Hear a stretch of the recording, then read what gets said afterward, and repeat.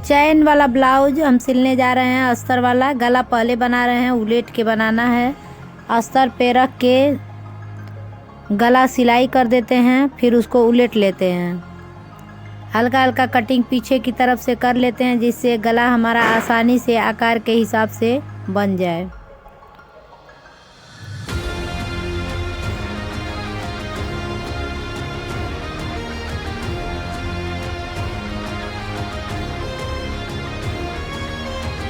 उलट के सीधे की तरफ करके फिर ऊपर से सिलाई कर लेते हैं, जिससे गले का आकार सही से आ जाए।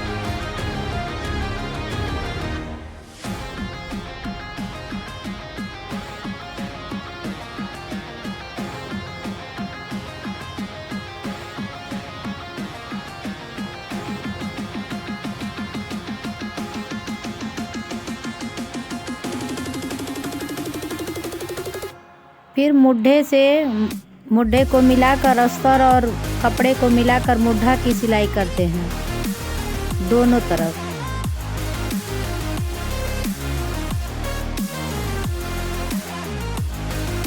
जैसे यहाँ हमने करके दिखाया है।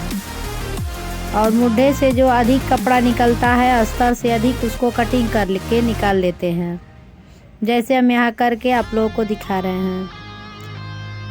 उसके बाद हम डाट लगाते हैं। सबसे पहले बीच का डाट लगाना चाहिए, जिससे सेटिंग सही ब्लाउज का आता है।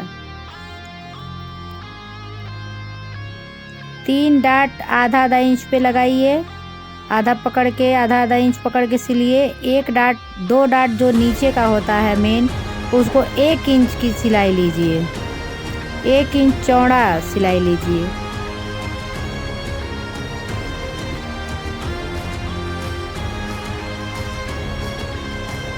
जैसा हमने यहाँ करके दिखाया है। 1 इंच की सिलाई करने पे कमर का फिटिंग नाप सही हो जाता है, फिट आता है,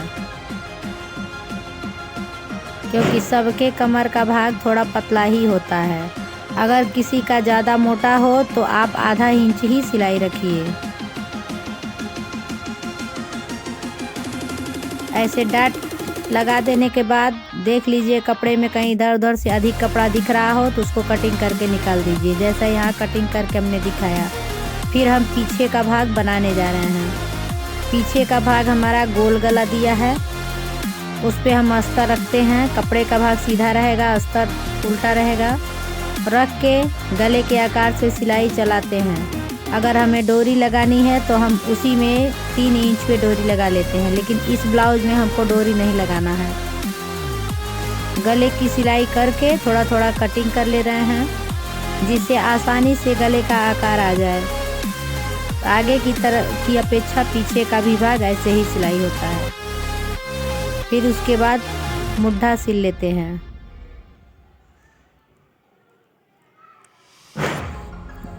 दोनों मिला के सिलने के बाद जो अधिक कपड़ा निकलता है उसको कटिंग करके निकाल देते हैं।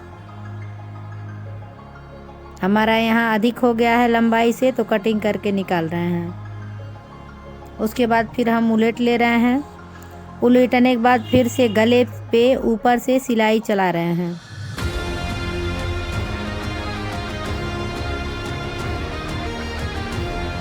फिर इसको भी आगे की अपेक्षा ही मुड्ढे की सिलाई कर लेते हैं, और जो अधिक कपड़ा निकलता है उसे कटिंग करके निकाल लेते हैं।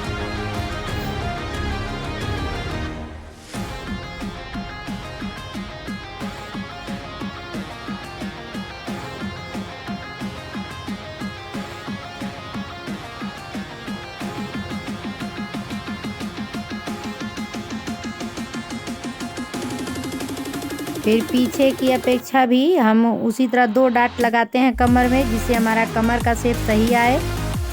इसमें हमने 4 इंच लंबा और 1 इंच चौड़ा डाट दिया है। डाट लगाने का नियम है बीचों बीच से 3.5 या 4 इंच पे की दूरी पे डाट का निशान लगता है। ये हमारा पीछे वाला भाग भी तैयार हो गया और आगे वाला भी भाग तैयार हो गया। अब हम दोनों का मिला के कंधा जोड़ते हैं। कंधा जोड़ने के बाद हम कमर और सीने का नाप लेकर सिलाई करते हैं, जैसे यहाँ हमने करके आपको दिखाया है।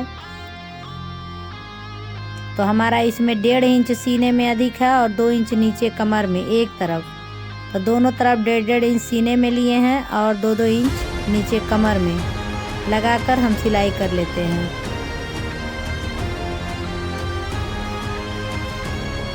इसमें आगे और पीछे दोनों तरफ हुक या बटन नहीं रहेगा, इसलिए हम इसको पहले सिलाई कर लेते हैं। दाहिने तरफ हम चैन लगाएंगे, इसमें चैन वाला ब्लाउज भी।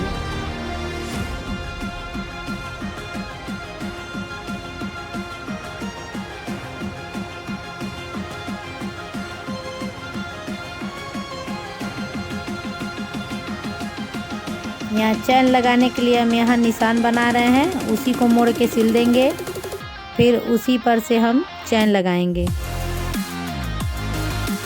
चैन लगाने का तरीका हम आपको दिखा रहे हैं यहाँ कैसे लगता है। मोड़ के सिलाई कर लेने से हमारी सिलाई उधरती नहीं है, इसीलिए पहले मोड़ के सिलाई कर लेते हैं दोनों तरफ जिस पे हमको चैन लगाना है।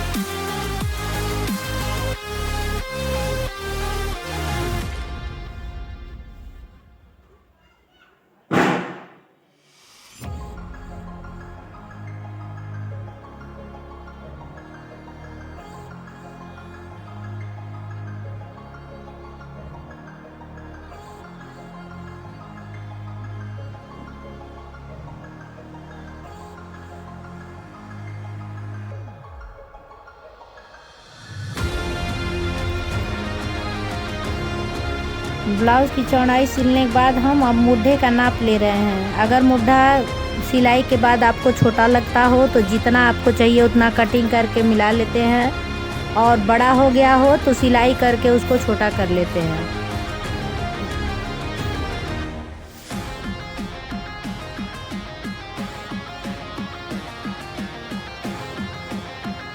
यहाँ देखिए हमने चैन अच्छी तरह बैठ जाए इसलिए हमने गुल के पहले चैन को बैठा दिया है।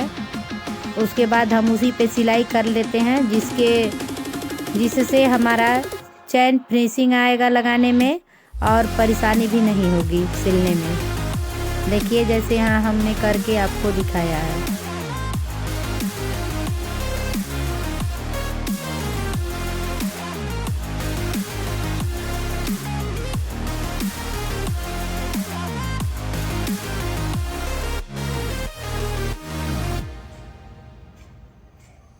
उसके बाद हमने जो गुलाई वाला धागा चलाया है उस पर वो खींच के निकाल देते हैं जिससे ख़राब ना लगे। और हम यहाँ बाह की सिलाई करने जा रहे हैं।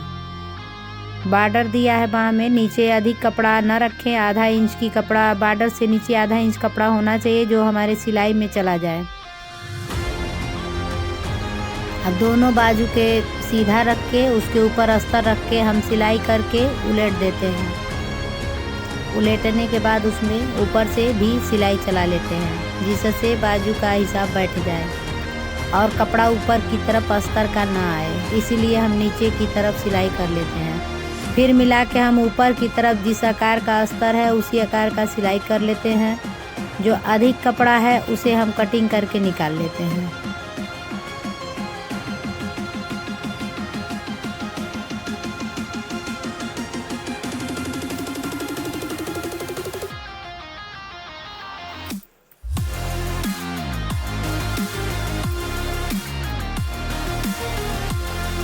अब अस्तर की सिलाई करने के बाद हम मुड्ढा और आगे का आस्तीन कितना है वो नाप कर उसी हिसाब से तिरछा में सिलाई कर लेते हैं। यहाँ जैसा हमने करके आपको दिखाया है।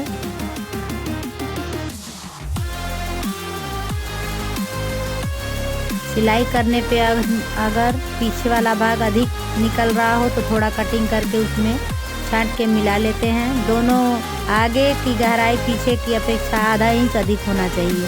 अब फिर बाजू जोड़ने का तरीका हम बता रहे हैं। मुड्ढा से लेके मिला के जब हम बाजू जोड़ते हैं तो हमारा बाजू बहुत सुंदर बैठता है गोलाई आकार में।